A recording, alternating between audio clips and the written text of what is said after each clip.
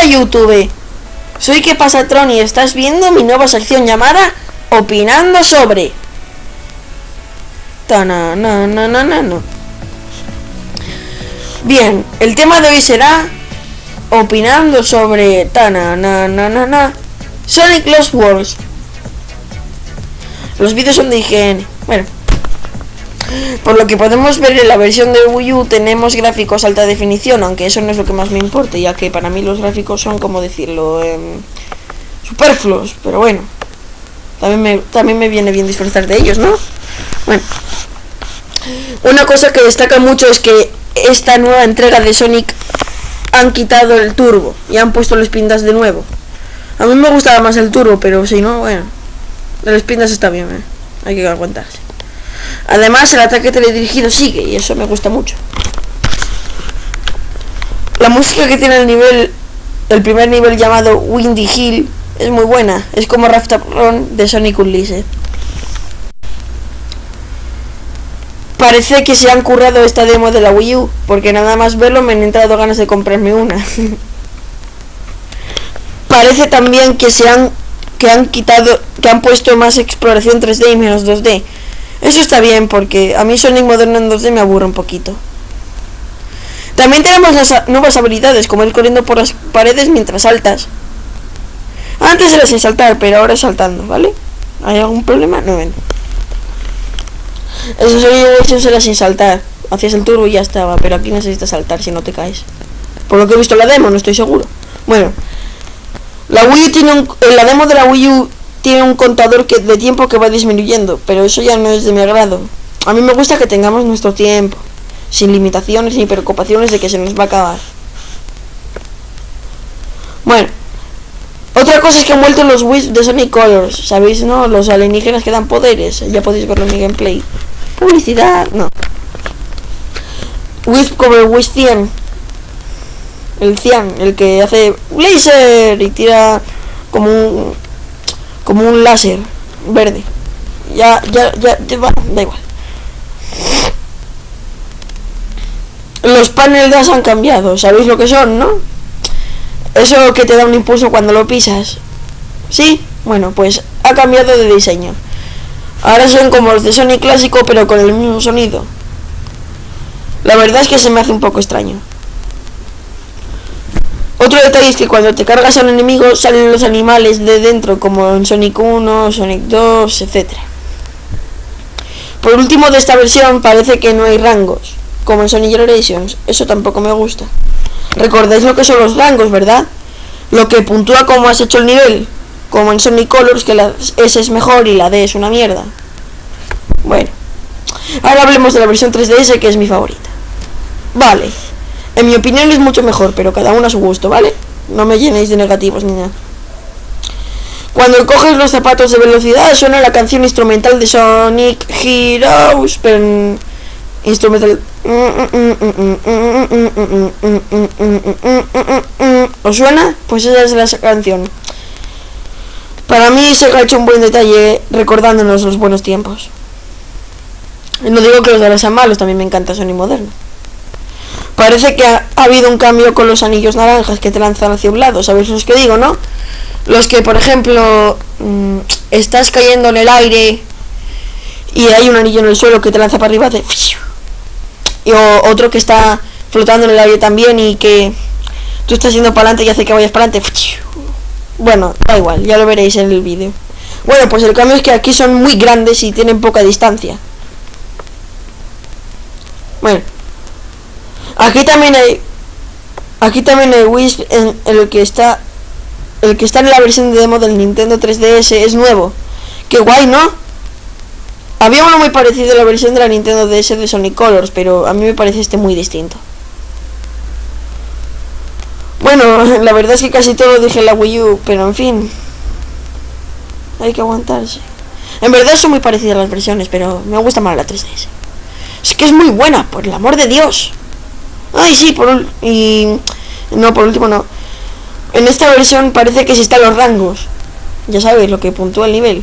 Eso está muy bien, me encantan los rangos. No sé, pero me encantan. Por último os dejo el gameplay de cada versión. ¿Sí? Venga. Por cierto, la versión de Wii U está comentada por IGN, que de ahí he sacado los 2 vídeos. Espero que no os importe. Trailer. You've seen some basic details in our write-up, but we wanted to really just show you gameplay and kind of walk you through it. So, Aaron, first things first. Sonic, you've slowed him down actually a little bit. Tell me a little bit about that. We have just a little bit, and that's because, you know, a lot of times in previous Sonic games, you'd have such a great sense of speed, but you'd have almost no control. And so there's all these people saying, man, I love going fast, but I hate when I slam into that wall, or I fall off the edge, or I just can't see it coming in time. So we're giving the player the choice over their speed now. So when I walk around, if I'm just walking around normally, this is the speed I go at.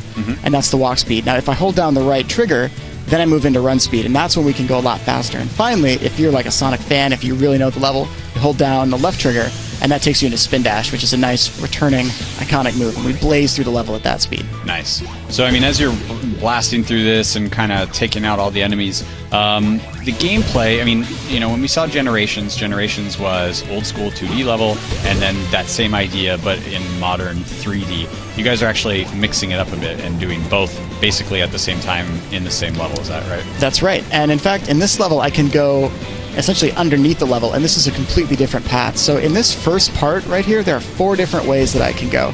And traditionally in Sonic games, you've got your high, your medium, your low paths. Sonic fans will be excited to see that there are many multiple paths here that you can take. In addition to that, we've added the parkour system. So the parkour system is used whenever you're running into obstacles. So for example, this tree. If I were to run into this tree normally in a different Sonic game, I would lose all my speed. I just do a dead stop. But here, we'll run up the tree just like that, grab that red star ring.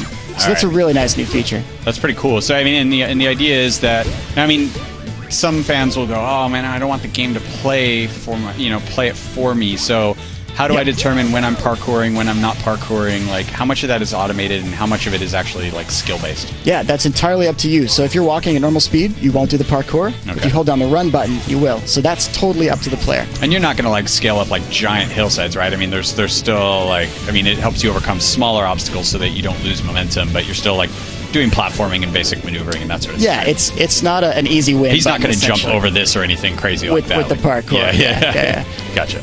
All right, so tell me, I mean, so we're talking about multiple paths and everything. You're kicking this bell around here. What's going on with this bell? This bell, if I can hit it enough times, and this part's a little tricky, I gotta stop. Perfect. If I hit this enough times, it turns into a red star ring. The red star ring, Sonic fans will recognize because those are from Sonic Colors initially. Those are collectibles, and they unlock stuff as you go through the game. So nice, and it's a set 5 per level. Yeah, 5 in every level, exactly. Awesome. Now, I mean, we were talking a little bit about running around the sides of levels, and, you know, these levels are really, really crazy. And, I mean, I'm sort of used to more like, okay, you know, Windy Hills is like a foresty plains kind of thing or whatever. But these levels are just more bizarre and eclectic and abstract. Is that kind of the approach for all the levels within Lost World? In a certain way, yeah. And it's kind of cool because a lot of Sonic levels, you know, historically have had these really crazy themes to them. And you're going to see that as we go through the second level in particular. So right here, for example, this is an alternate path. There's another path I could have taken, but I like the clouds. So we can bounce around here and grab rings as we're going through. Nice. The next level we'll take a look at is actually completely candy themed. So if you're like me and you have a massive sweet tooth, you are going to love the next level. Nice. But, I mean, all of Sonic's levels traditionally have had really cool themes, and we wanted to really expand upon that. In particular, in Lost World, as you're going through maybe the desert zone, right, we're going to show you 2 levels from the desert zone, but they're both completely different. So instead of having like 3 levels that all look maybe reminiscent of Green Hill, in cases like this, you're going to see 3 levels that are all very, very unique, and that's fun. Awesome. So right here, I'm taking an alternate path. I could have just fallen down there and taken the spring. This is one of the gold little cannons, little reference for the Sonic fan. That one's for you. Yeah, I mean, it seems like you guys have like worked in a lot of references to all the Sonic games, from like you know, the red coins like you were mentioning from Colors, but also just down to the small details. I think you were telling me earlier actually, like his run animation is from a very specific game. That's right. It's the super peel out from Sonic CD, that little figure 8 thing that you see going on there. Right. And we brought back stuff beyond that. This is a kick attack, so I've got 2 different attacks. I can homing attack, but these snails, I need to kick them, and that'll wipe them out instantly if I kick them versus the homing attack. And this guy, this is the laser wisp from Sonic Colors. Fans will recognize that. By tapping the gamepad, I can activate the wisp, and then I slide the finger.